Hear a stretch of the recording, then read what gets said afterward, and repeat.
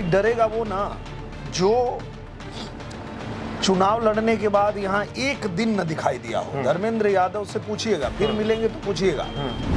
नेताजी ने अच्छा काम किया और उस काम को आगे बढ़ाने की जिम्मेदारी जनता ने अखिलेश यादव जी को दिया था 19 में। पर वो 3.5 साल यहाँ कुछ नहीं किए, एक बार नहीं आए।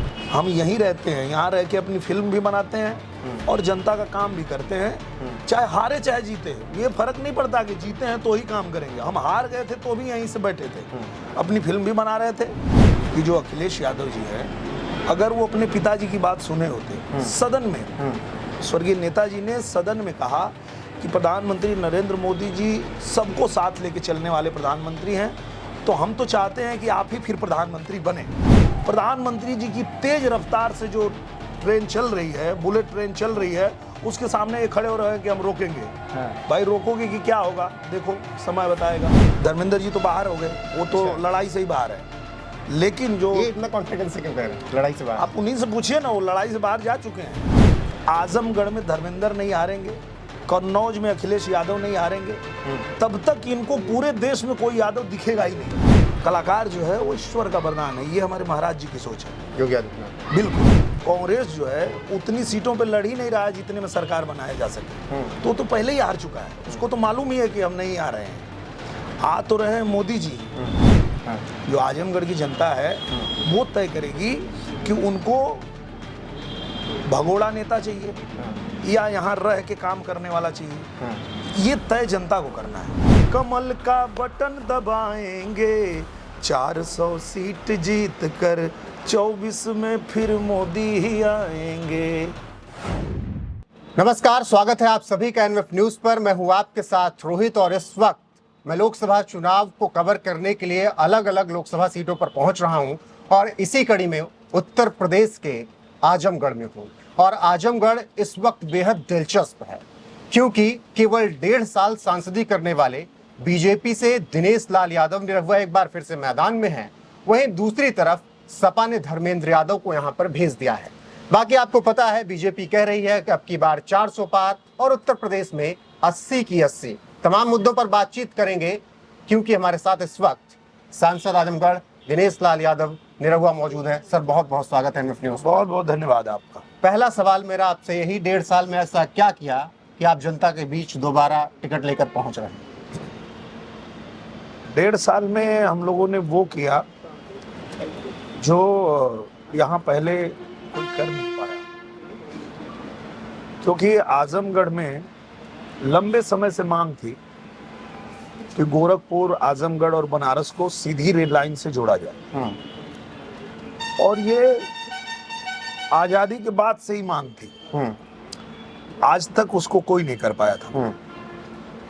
पर जब यहाँ कमल खिला और हम लोगों को भी यहाँ जब लोगों ने कहा कि ये एक मांग है, इसको करवा दीजिए, तो हम लोग गए, प्रधानमंत्री जी से निवेदन किया और उन्होंने तुरंत आदेश किया।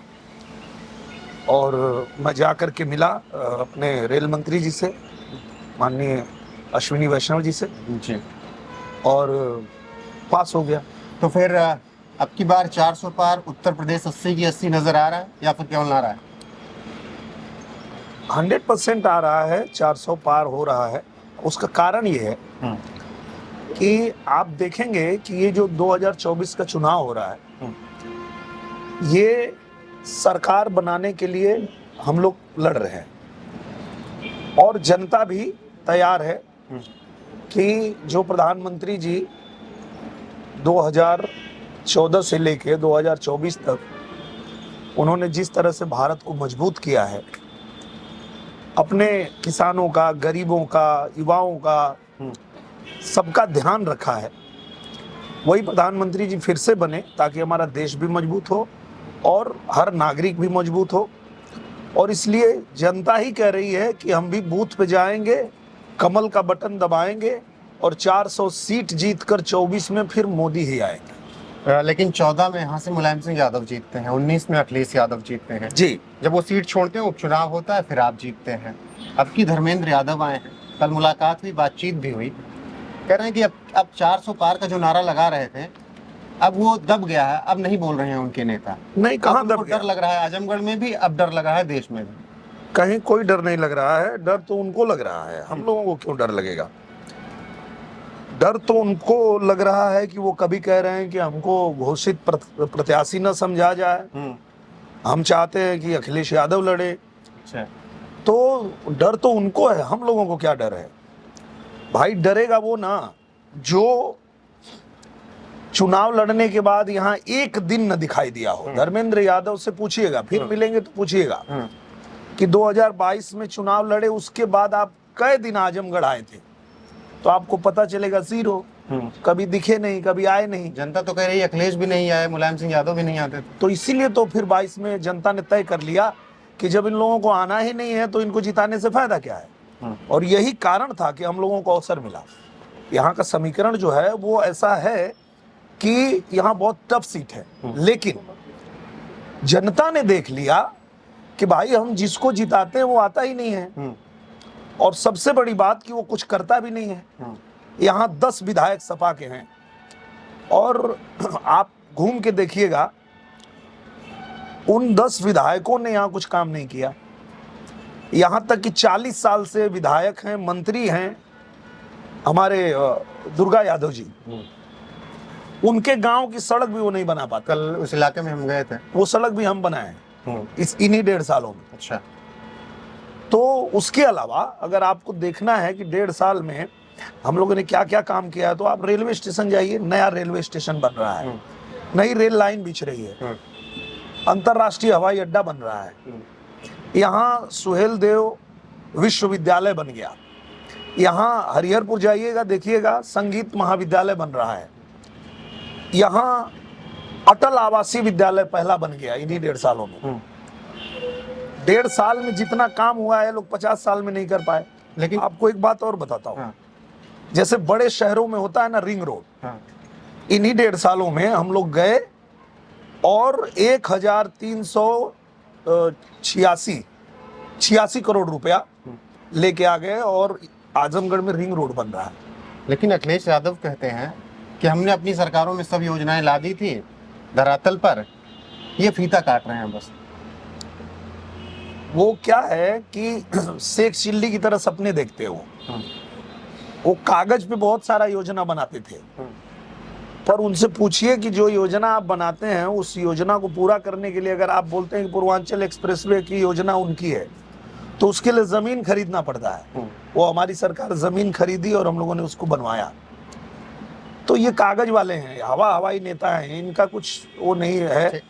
इसके पहले नेताजी जब यहाँ थे तो उन्होंने काम किया था। अच्छा। नेताजी ने अच्छा काम किया, और उस काम को आगे बढ़ाने की जिम्मेदारी जनता ने अखिलेश यादव जी को दिया था 19 में। पर वो 3.5 साल यहाँ कुछ नहीं किए, एक बार नहीं आए। और जो नेताजी ने यहाँ कमिश्नरी बनाई थी जिसमें बैठ के सांसद को यहाँ के विकास कार्यों की समीक्षा करनी थी, एक बैठक नहीं की है 3.5 साल में। और ऐसे ही मतलब आजमगढ़ को लावारिस छोड़ दिए, कोई पूछने वाला नहीं है किसी अधिकारी से कि भाई ये की योजना है, इस योजना में इतनी सड़कें बननी थी, कितनी बनी, यहाँ ये होना था, कितना हुआ, कोई पूछने वाला नहीं था। लेकिन हम लोग 1.5 साल में 5 बैठक किए हैं उसी कमिश्नरी में, और जो जो काम पेंडिंग था वो सब काम करवा दिए 1.5 साल में। क्योंकि जब आप बैठेंगे अधिकारी को सवाल करेंगे क्यों नहीं हुआ, तुम्हारा टारगेट था कि तुमको सितंबर तक करना था, नवंबर चल रहा है, क्यों नहीं हुआ, अगली बैठक से पहले मुझे ये चाहिए, अगर नहीं हुआ तो फिर देखो। अच्छा। तब जाके काम होता है, तब जाके काम हुआ। पर वो कभी आए नहीं, कभी बैठक ही नहीं की। प्रधानमंत्री जी आते हैं आजमगढ़ के बारे में, वो जिक्र करते हैं 2014 के पहले का आजमगढ़, 2014 के बाद का। कहते हैं उस वक्त आजमगढ़ गोली बारूद बम के लिए जाना जाता था, उस वक्त आजमगढ़ जाना जाता था, यहाँ से आतंकी निकल रहे थे। तो आपको भी लगता है तब का आजमगढ़ अब का आजमगढ़ बहुत बदल गया? बहुत बदल गया। तब तो ये हालत थी कि आतंक के लिए ही आजमगढ़ को जाना जाता था, जबकि ये धरती जो थी ये धरती साहित्यकारों की है, तपस्वियों की है, चंद्रमा ऋषि की धरती है, ये राहुल सांकृत्यायन की धरती है, ये अयोध्या सिंह उपाध्याय हरिऔध की धरती है, ऐसे ऐसे महान साहित्यकारों की धरती है। लेकिन जब ये लोग आए तो इसको गुंडागर्दी का अड्डा बना दिए। ये लोग आए तो यहाँ पे क्या बनाए, जेल बनाए, जेल बनाए और युवाओं को गुंडागर्दी सिखाए, गुंडई करो, जेल में जाके बैठो। यही इन लोगों ने किया। और जो भी आतंकी होता था, जो भी गुंडा होता था, उसको ये सह देते थे। मैं आपको एक उदाहरण बताता हूँ। बिल्कुल। मैं 19 में चुनाव हारने के बाद भी आजमगढ़ में ही रहता था, अपना काम करता था और लोगों की समस्या भी सुनता था। तो एक दिन पता चला कि एक यादव की हत्या हो गई है और हत्या करने वाला भी यादव है और वो लोग बड़े परेशान हैं। तो मैं पहुंचा वहां पे, तो मैं बोला क्या दिक्कत है? तो उन लोगों ने कहा कि हमारी FIR दर्ज नहीं हो रही है, हमारे बच्चे की हत्या हो गई। तो हम बोले कि मतलब क्या दिक्कत क्या है? तो पता चला कि ये जो सपा वाले हैं, ये जो गुंडा यादव है उसके साथ थे, वो गरीब यादव के साथ ये लोग नहीं दे रहे थे। तो हमने वहीं से फोन करके आदेश किया, तुरंत FIR दर्ज हुआ और उनको फिर जेल भेजा गया। तो कहने का मतलब ये है कि अगर ये लोग यादव का आजमगढ़ में साथ भी दे रहे थे तो किसका? गुंडों का। बाहुबली थे, जो दबंग थे, जो माफिया थे। पर हम लोग जब आए तो हम जो गरीब है, जिसकी कोई नहीं सुन रहा है, उसकी बात हम लोग करने लगे। और यही कारण है कि आजमगढ़ का यादव भी अब हमारे साथ आ गया। हाँ, जो गुंडई कर रहे होंगे वो उनको चाहिए कि वो उनके साथ हैं। माफियाओं गुंडों का जिक्र हुआ तो योगी आदित्यनाथ का जिक्र करना बेहद जरूरी हो जाता है जी। पूर्वांचल एक वक्त गढ़ रहा माफियाओं का, लेकिन धीरे धीरे कैसे भी कोई किसी को हार्ट अटैक आता है, किसी का एनकाउंटर हो जाता है, लेकिन फिर आरोप लगने लगते हैं सरकार पर। योगी जी तो कहते हैं कि हमारे राज्य में गुंडों को उल्टा लटका के मिर्ची का छौंक लगा देते हैं और यही इलाज है, लेकिन आरोप लगाने लगते हैं विपक्ष की भाई जानबूझ के मरवा दे रहे हैं। ये जो विपक्ष है ये एकदम दिशाहीन है। इनको मतलब मोदी जी ने पूरी राजनीति चेंज कर दिया। इनको आज तक राजनीति बदलने का समय ही नहीं मिला। ये लोग अभी वही ढर्रे पे जी रहे हैं, पुराने ढर्रे पे। आज मोदी जी ने राजनीति ऐसी कर दी है कि भाई यहाँ पे कानून व्यवस्था का राज चलेगा। आप खुद जियो, दूसरे को जीने दो और किसी को तंग मत करो, किसी को परेशान मत करो। योगी मॉडल सक्सेस है और 100% सक्सेस है। और मैं आपको एक चीज और बता रहा हूं कि जैसे हम लोग भारतीय जनता पार्टी के हैं, हम लोगों की राजनीति ये है कि हम 12 महीना आजमगढ़ में रहते हैं और एक एक योजना का लाभ कैसे जनता को पहुंचे उसके लिए हम काम करते हैं। और जनता की कोई समस्या है तो उस पर काम करते हैं। ये लोग अभी तक कौन सी राजनीति में फंसे हैं? चुनाव आया तो जाओ, लड़ो, जीतो चाहे हारो, कार्यालय बंद करो, वहां से निकल लो, और फिर 5 साल बाद चुनाव आए तो फिर आओ। लेकिन ये जो कार्यालय देख रहे हैं आप, ये 12 महीने चलता है। हम यहीं रहते हैं, यहाँ रह के अपनी फिल्म भी बनाते हैं और जनता का काम भी करते हैं। चाहे हारे चाहे जीते, ये फर्क नहीं पड़ता कि जीते हैं तो ही काम करेंगे। हम हार गए थे तो भी यहीं से बैठे थे, अपनी फिल्म भी बना रहे थे। और कोई लेके आ गया अपना पत्र कि भाई ये देखिए, यहाँ एक पुल की जरूरत है, यहाँ एक सड़क की जरूरत है, यहाँ किसी भी चीज की जरूरत है, तो हमने तुरंत पत्र बनाया, अपने मुख्यमंत्री जी को भेजा, जिस भी विभाग में भेजना था, और वो सारी काम हुए। लोगों से मैंने सुना ये बातें, आपसे भी पूछ लेता हूँ, सेट पर आप सुनवाई करते हैं अपने? करता हूँ। और हमने सुना कि लगभग यहाँ पर आप 20-22 फिल्में अभी तक बना चुके हैं आसपास। मैंने अभी तक 1.5 साल में 8 फिल्में बनाई है, पर बनी है यहाँ 22 फिल्म। अच्छा। जो भी जैसे कोई निर्माता आया, डायरेक्टर आया, मुझे लेके फिल्म बनाना चाहता है, तो मैं उसको कहता हूँ पहले 2-3 फिल्म बनाओ यहाँ पे, मैं देखता हूँ कैसे बना रहे हो, फिर मैं बनाऊंगा। तो ऐसे करके 22 फिल्में यहाँ बन गई आजमगढ़ में। अब वो डर तो नहीं, एक्सटॉर्शन मनी कुछ नहीं है यहाँ पे, तो किसी को डर ही नहीं लगता है अब। अब तो अगर किसी से कहा जाए कि भाई आजमगढ़ शूटिंग में चलना, चलो। और एक समय वो भी था कि यूपी में चलना है शूटिंग, ना नहीं जाएंगे भैया, बिहार नहीं जाएंगे, एक डर था, मना कर देते थे लोग। लेकिन आज हब बन गया उत्तर प्रदेश। महाराज जी के कानून व्यवस्था की देन है कि हब बन गया आजमगढ़, हब बन गया पूरा उत्तर प्रदेश, कि यहाँ पे जो भी शूटिंग करना चाहता है वो उत्तर प्रदेश आता है। बिल्कुल। अब कुछ चुनावी मुद्दों पर आ जाते हैं जो इस वक्त चल रहे हैं। प्रधानमंत्री नरेंद्र मोदी बयान देते हैं कि अगर कांग्रेस आई तो वो पहला संसाधन पे हक की बात करते हैं, मनमोहन सिंह की याद दिलाते हुए कि अल्पसंख्यकों का पहला संसाधन पर पहला हक है। आपको क्या लगता है इस बयान के पीछे का जो अब राजनीति चल रही है? ये मोदी ने कहा कि मंगलसूत्र तक बिकवा देंगी कांग्रेस। डिम्पल यादव ने उस पर कटाक्ष किया कि मंगलसूत्र रखने की हैसियत ही आप नहीं रख रहे हैं लोगों के बीच। मुझे लगता है कि देखिए, जब मोदी जी बात करते हैं तो वो ये बात करते हैं कि ना हम जाति पूछेंगे ना हम धर्म पूछेंगे। ठीक। हम जो भी योजना होगी उसका लाभ एक एक नागरिक को देंगे। अगर हिंदू को मकान मिला होगा तो मुसलमान को भी मिला होगा। अगर राशन मिल रहा है हिंदू को तो मुसलमान को भी मिल रहा है। किसान सम्मान निधि हिंदू को मिल रहा है तो मुसलमान को भी मिल रहा है। शौचालय हो, गैस कनेक्शन हो, चाहे इलेक्ट्रिसिटी हो, जो भी सुविधाएं सरकार लेके आती है वो जाति धर्म नहीं पूछती है, बराबर बराबर बांटती है। पर ऐसे में कांग्रेस वाले जब कहते हैं कि इस पे पहला किसी एक ही का हक होना चाहिए, तब प्रधानमंत्री जी को ये बात बोलनी पड़ती है कि ऐसी बात मत करो, ये गलत बात है। सबका बराबर हक है। अगर आप हिंदुस्तानी हैं तो एक हिंदुस्तानी होने के नाते एक ही वोट का भी आपको हक है कि आप वोट डालेंगे तो एक ही गिना जाएगा, और जो भी संसाधन है उस पे भी आपका बराबर हक है। 2024 अगर आप लोग जीत रहे हैं तो उसके बाद चुनाव होंगे कि नहीं देश में? 100% होंगे। और कह रहा संविधान खत्म हो जाएगा। नहीं, विपक्ष का क्या है कि जब मैं तो सदन में भी देखा हूं और बाहर भी देख रहा हूं कि ये लोग मुद्दा छोड़ के और सिर्फ लोगों को गुमराह करने वाली बात ही करते हैं।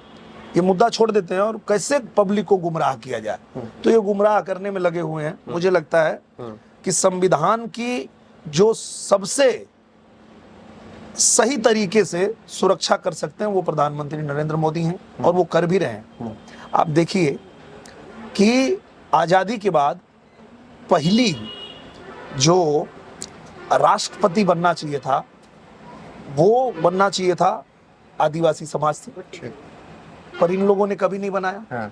प्रधानमंत्री जी ने बनाया। लेकिन ये लोग कहते हैं कि राम मंदिर में नहीं बुलाया, निमंत्रण नहीं दिया राष्ट्रपति जी को, क्योंकि वो आदिवासी थे, दलित थे। नहीं, ये भी वही मैं कह रहा हूँ, ये मुद्दा भटकाने की बात करेंगे, ये कुछ खाली कमियां निकालते हैं। सही बात है वो करेंगे नहीं। तो मंदिर का जब निर्माण हो गया और मंदिर से 10 दिन तक या जितना 11 दिन तक जो भी एक फास्टिंग करके और प्राण प्रतिष्ठा करनी थी, और मंदिर का जो समिति है उन्होंने प्रधानमंत्री को, देश के प्रधानमंत्री को आमंत्रित किया कि हम चाहते हैं कि आप जो है प्राण प्रतिष्ठा करें, तो प्रधानमंत्री जी आए। अब वो लोग कभी कहते हैं यहाँ मंदिर में नहीं बुलाया, कभी कहते हैं वहाँ नए सदन में नहीं बुलाया। अरे भाई, प्रोटोकॉल होता है ना, किसको कहाँ पे क्या करना है वो उस हिसाब से करते हैं। तो ये लोग खाली बस ऐसे ही मतलब बात करेंगे। अगर देश में वैक्सीन बन जाएगा, अपना वैक्सीन बन जाएगा, तो ये बोलेंगे मोदी का वैक्सीन है, नहीं लगवाना है, और खुद जाएंगे धीरे से लगवा लेंगे। लेकिन इस वक्त वैक्सीन की चर्चा हो रही है। एक रिपोर्ट आई है कि कोविडशील्ड जो बनी थी विदेश में, उससे हार्ट अटैक, दिल का दौरा पड़ने के बहुत ज्यादा कंपनी ने खुद मान लिया है। नहीं, पर हमारे भारत में जो बनी थी वो तो सुरक्षित थी ना। हाँ, वो तो अभी उसका रिपोर्ट तो ठीक। हाँ, तो मुझे लगता है कि ऐसे महामारी के समय में जब पूरा दुनिया उसकी चपेट में आ चुका था, तो अगर हमारा देश बचा तो इसीलिए बच पाया कि नरेंद्र मोदी जी प्रधानमंत्री थे और उन्होंने कड़े डिसीजन लिए, और कड़े डिसीजन लेकर के, और वो दुनिया के सामने झुके नहीं। दुनिया चाहती थी कि भारत को झुका दें, क्योंकि भारत को अगर वैक्सीन बाहर से खरीदना पड़ता तो क्या हालत होती भारत की आज। लेकिन खुद का वैक्सीन बनाया, फ्री वैक्सीन सबको लगाया, सबकी जान भी बचाई और उनको राशन भी दिया। आज तक दे रहे हैं, आगे भी 5 साल देते रहेंगे। अब उत्तर प्रदेश की राजनीति पर थोड़ा बात कर लें। जो आपसे बिछड़े थे वो फिर आ गए आपके साथ, चाहे राजभर हो, चाहे जयंत चौधरी जी हो, या देश के अलग अलग हिस्सों में भी सब साथ आ रहे हैं। तो क्या 400 पार इसी भरोसे पर जीता जाएगा कि जिन्होंने कुछ भी कहा मिला लेते हैं, चलिए ठीक है, राजभर ने क्या कुछ नहीं कहा 2017 2022 के चुनाव में योगी आदित्यनाथ को? मुझे लगता है कि जब कोई भी दल चुनाव लड़ रहा होता है तो वो जीतने के लिए अपनी पूरी ताकत लगाता है। लेकिन अगर किसी भी दल को ये समझ में आ गया कि भाई देश के प्रधानमंत्री नरेंद्र मोदी जी ही होने चाहिए, वो अच्छा काम कर रहे हैं, सबके लिए काम कर रहे हैं, और फिर वो आना चाहता है, तो उसका स्वागत है, इसमें कोई बुराई नहीं है।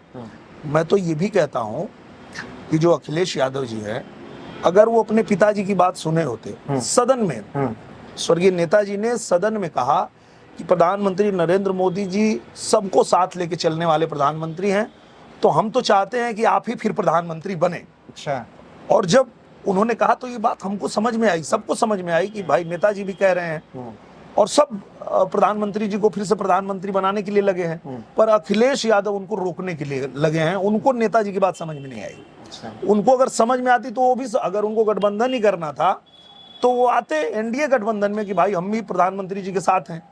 प्रधानमंत्री जी की तेज रफ्तार से जो ट्रेन चल रही है, बुलेट ट्रेन चल रही है, उसके सामने ये खड़े हो रहे हैं कि हम रोकेंगे। हाँ। भाई रोकोगे कि क्या होगा, देखो समय बताएगा। आपने जिक्र किया नेताजी का, अब चाचा की भी नहीं सुन रहे हैं। चाचा को बदायूं से टिकट दिया, उन्होंने मना कर दिया कि मैं तो नहीं लड़ रहा। फिर बेटे को दे दिया, चाचा नाराज चल रहे हैं। आप लोग क्या लगता है कि परिवार में ही खटपट है, तो पार्टी कैसे संभलेगी? देखिए क्या है, ये लोग एक और बात करते हैं, आप सुने होंगे हाँ। कि जाति जनगणना कराओ। उसी पे आ रहा था। हाँ, ये क्यों बात करते हैं आपको पता है? बताइए आप लोग। उसका एक ही कारण है कि ये 5 अपने परिवार के लोगों को लड़ा रहे हैं। हाँ। और अब ये भी जानना चाहते हैं कि जो आगे आने वाली इनकी पीढ़ी है, इनकी बेटी है, हाँ, वो इनके प्रचार करने बेटे लगे हैं। हाँ, अब इनको लड़ाने के लिए कहाँ सुरक्षित है, तो इसलिए कराना चाहते हैं कि कोई एक सीट ऐसी पता चल जाए कि जहां पे एक विशेष जाति जो इन्हीं को जिताएगी उसका पता चल जाए और वहां ये अपना उनको भी सेट करे। ऐसा नहीं है कि ये जाति जनगणना करा के जाति के लिए कुछ करने वाले हैं। अच्छा। किसी के लिए कुछ करने वाले हैं, फायदे के लिए। उसमें भी उनका अपना ही उद्देश्य है। पर प्रधानमंत्री जी कहते हैं कि भैया क्यों तोड़ रहे हो, क्यों बांट रहे हो? सीधा इस देश में गरीब जाति है, किसान जाति है, युवा जाति है, महिला जाति है, ये 4 जाति है। ये चारों के लिए काम करो, सबके लिए काम हो जाएगा। और वही हम लोग कर रहे हैं। चलिए, ये तो सपा समाजवादी पार्टी की बात हो गई। अब की बीएसपी भी मैदान में है। आकाश आनंद ने मोर्चा संभाला है। आकाश आनंद जिस भी रैली में जा रहे हैं, कह रहे हैं कि जो सत्ता में है अगर वो वोट मांगने आते हैं तो जूते मार के भगाओ। FIR भी दर्ज हो गई। मुझे लगता है कि मैंने एक बात कहा आपको कि ये लोग ना अभी उसी पुरानी राजनीति में जी रहे हैं कि किसी को गाली दोगे तो हमारे वोटर्स खुश हो जाएंगे, किसी को अपशब्द कहोगे तो हमारे वोटर्स खुश हो जाएंगे। पर वो जमाना नहीं है भाई, बदल गया जमाना। वो अलग दौर था, अलग जमाना था कि कोई किसी से डरता था। अब आप उसको डराते थे तो लोग खुश हो गए, अरे कोई तो आया जो इसको डरा रहा है। आज को किसी से डरना नहीं है। आज कोई भी व्यक्ति चाहे और उसको किसी को दबाना चाहे तो वो दबेगा नहीं, कानून का राज है। तो आज के समय में उनकी ये राजनीति फेल है, ये उनको समझ में नहीं आ रहा है। मायावती बैकडोर से सपोर्ट में तो नहीं आप सबके? मुझे लगता है कि ये बात तो फिर आपको उनसे पूछनी चाहिए, क्योंकि यहाँ तो हमारे सामने जो प्रत्याशी हैं, धर्मेंद्र जी तो बाहर हो गए, वो तो लड़ाई से ही बाहर है।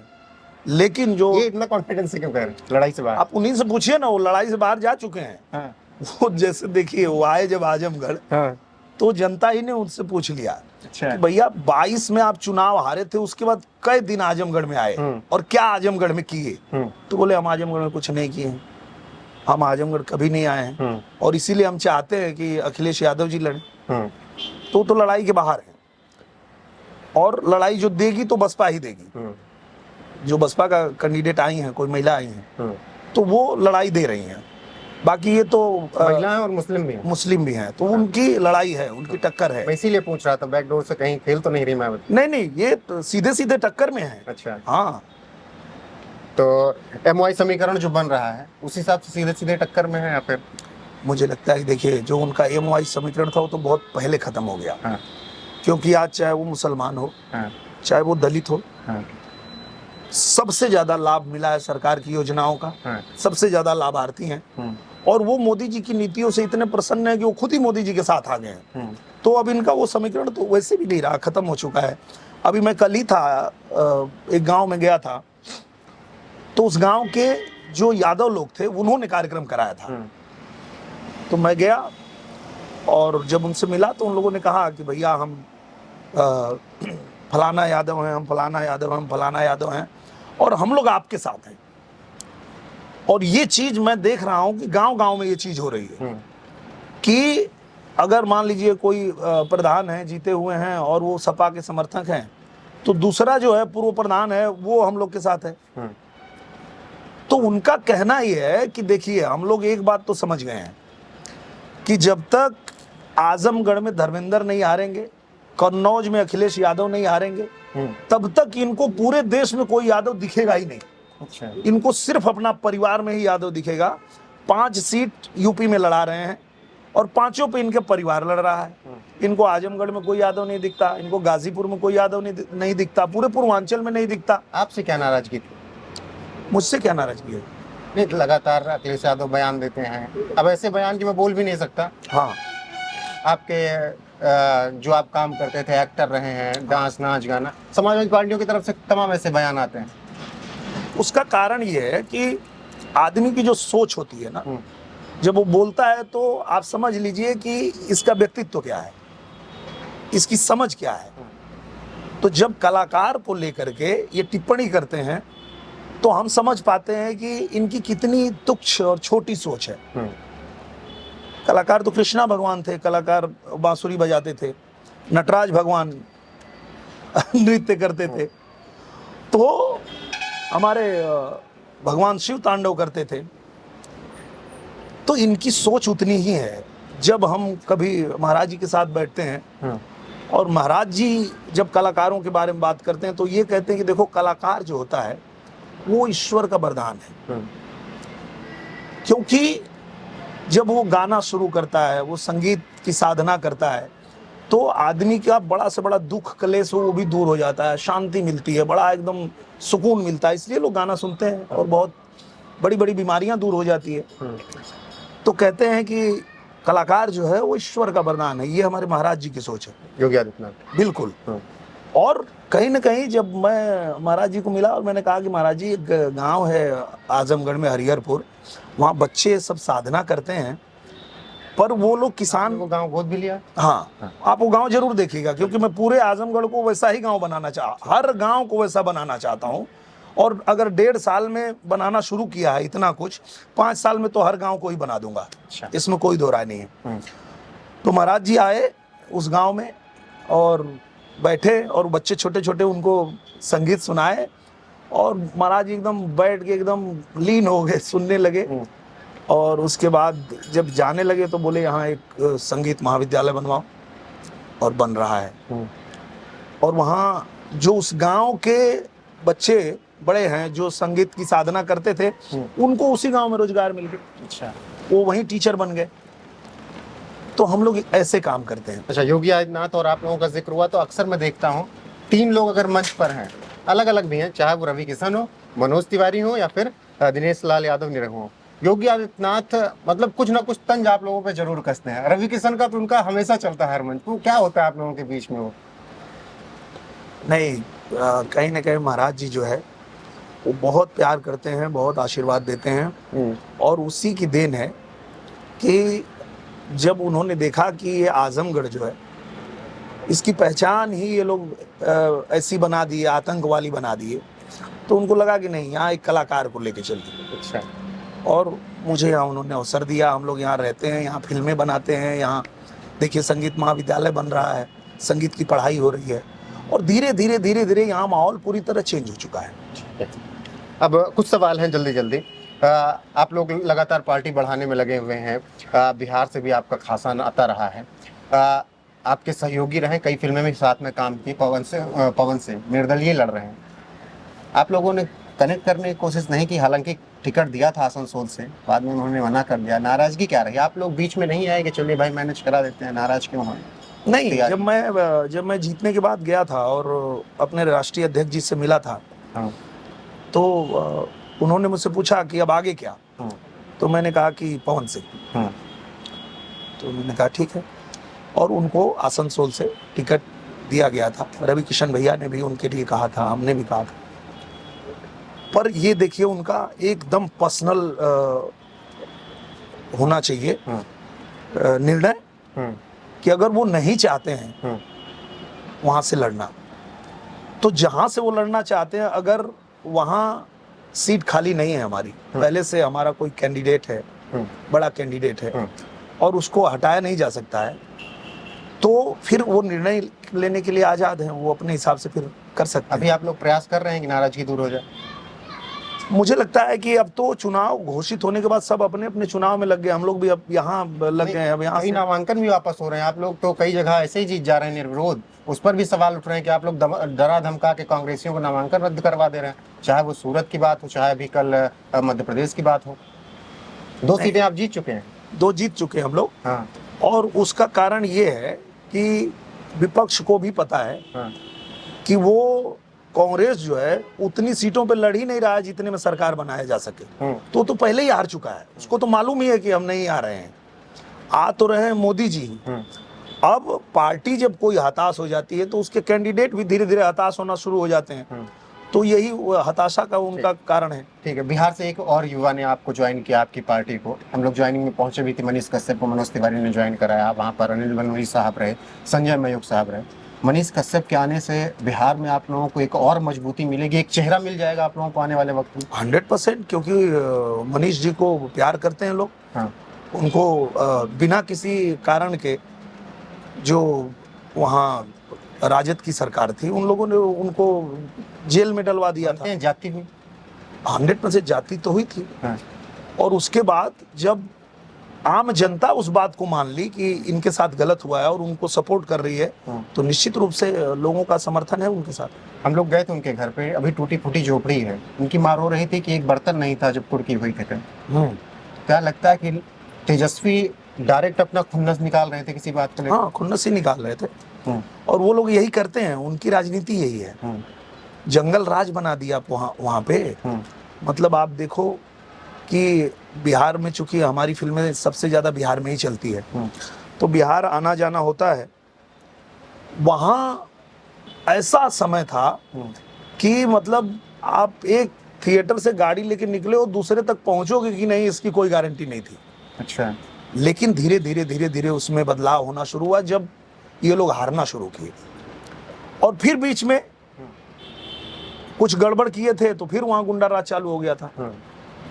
लेकिन बिहार के लोग भी समझ चुके हैं, अब वहां भी कमल खिल रहा है। और देखिए आने वाले दिनों में जैसे हमारा यूपी आज नंबर 1 बन गया है, वैसे ही बिहार को भी चमकाया जाएगा। दिल से बता दीजिएगा कितना आ रहा है आपकी सीट यूपी में और देश में? मतलब दिल से, वो नारे के? नहीं, नारे नहीं भैया, वो सच है। 400 पार ही है। 400 पार। और 80 में 80 हम यहाँ जीत रहे हैं। उसका कारण ये है कि यहाँ काम हुआ है, धरातल पे काम हुआ है। आजमगढ़ से आप कितने से जीत रहे हैं? ये देखिए जनता तय करेगी। जो आजमगढ़ की जनता है वो तय करेगी कि उनको भगोड़ा नेता चाहिए या यहाँ रह के काम करने वाला चाहिए। ये तय जनता को करना है। ठीक है। क्योंकि हम तो हारे या चाहे जीते, रहने वाले यही हैं। उसका कारण ये है, मैं आपको बता देता हूँ। इसका मूल कारण ये है, आज जब मैं गांव-गांव में प्रचार करने जाता हूँ तो मेरे साथ मेरे डायरेक्टर्स भी होते हैं। अच्छा। फिल्मों के। और वो घूमते रहते, देखते रहते हैं। उन किसी को राधे श्याम भैया का घर पसंद आ गया, लोकेशन मिल गई। हाँ, बोलते भैया चुनाव जैसे खत्म होगा मेरी फिल्म यहाँ बनेगी। ठीक है, बनाओ। फिर कोई श्याम सुंदर चौहान के गांव में गए तो उनका घर किसी डायरेक्टर को पसंद आ गया। अच्छा, जिनका घर लेते हो पैसा भी मिलता होगा? मुझे लगता है कि यहाँ लोकेशन का तो पैसा नहीं लगता है। अच्छा। लोग सहयोग करते हैं। सहयोग करते हैं कि अरे बना ला भैया। हाँ, जो कलाकार काम करते हैं उनको पैसे मिलते हैं। जो यहाँ लोकल ट्रैवल्स है, जो होटल है, बाकी चीज़ों के खाने पीने की चीज़ें हैं, जो आर्टिस्ट काम करने आते हैं, जो क्राउड में होते हैं, जो डांसर्स होते हैं, इन सबको यहाँ ज़्यादा से ज़्यादा काम मिल रहा है। और यहाँ के लोकल कलाकार कोई खाली नहीं है। तो ये चीज़ें हो रही है। तो ऐसे ही आपको मैं बताऊं कि आगे आने वाले कम से कम 10 लोकेशन यहाँ लोगों ने आपके चुनाव प्रचार के जरिए देख लिया। चुनाव में मेरे साथ घूम रहे हैं और तय कर लिया कि भैया ये जैसे चुनाव खत्म होगा मेरी फिल्म मैं यहाँ बनाऊंगा। कोई बोल रहा है यहाँ बनाऊंगा। तो आप देखेंगे कि चुनाव का नतीजा कुछ भी हो, हम तो यही हैं और यहीं रहने वाले हैं। क्योंकि हमारे भारतीय जनता पार्टी का क्या है कि हम लोग 12 महीने धरातल पे रह के काम करते हैं। हमारे लिए अभी कोई काम आता है कि ये अभियान चलाओ, जनता तक पहुंचो, देखो किसका क्या घर नहीं बना उसकी लिस्ट बनाओ, किसको शौचालय नहीं मिला, किस गांव में नल से जल नहीं पहुंचा, किस गांव में टंकी नहीं बनी। तो हम लोग 12 महीने भारतीय जनता पार्टी के कार्यकर्ता हैं और काम करते रहते हैं। ऐसा नहीं कि हम सांसद बन जाएंगे तो काम करेंगे, नहीं रहेंगे तो नहीं करेंगे। हम एक छोटे से कार्यकर्ता भी रहेंगे तो हम काम करते रहेंगे। ये हमारी पार्टी का काम है। तो फिर जनता के नाम ही कुछ समाप्त कर दिया जाएगा आने के साथ? जनता को तो हम यही कहेंगे कि आप भी जाइए और 25 तारीख को घर से निकलिएगा और यही गाते हुए जाइएगा कि हम भी बूथ पे जाएंगे, कमल का बटन दबाएंगे, 400 सीट जीत कर 24 में फिर मोदी ही आएंगे। बहुत बहुत धन्यवाद दिनेश लाल यादव निरहुआ जी। बहुत बहुत धन्यवाद भैया। और मैं आपका चैनल देखता रहता हूँ। अच्छा। हमेशा। हाँ। तो मुझे पता चला कि आप आ रहे हैं तो मुझे बहुत खुशी हुई बहुत और मैंने अपनी टीम को कहा कि उनको जरूर बुलाइए, मैं उनके साथ इंटरव्यू मैं करना ऑन एयर कह रहा हूँ कि आप जीतने के बाद ऑफिस नोएडा जरूर आइएगा, 100% पूरी टीम मुलाकात करेगी। 100% मैं आऊंगा। ठीक है, और आ रहा हूँ। ठीक है, धन्यवाद। तो ये थे हमारे साथ आजमगढ़ से सांसद और बीजेपी के प्रत्याशी दिनेश लाल यादव निरहुआ। अभिनय के मोहताज नहीं है तो उसके बारे में चर्चा होगी नहीं। तो हमसे बातचीत करने के लिए तमाम मुद्दों पर आपका बहुत बहुत शुक्रिया। बाकी आप दर्शकों का विशेष आभार। शेयर कर दीजिएगा खूब जबरदस्त तरीके से और अपनी राय इस पूरे साक्षात्कार पर जरूर दीजिएगा।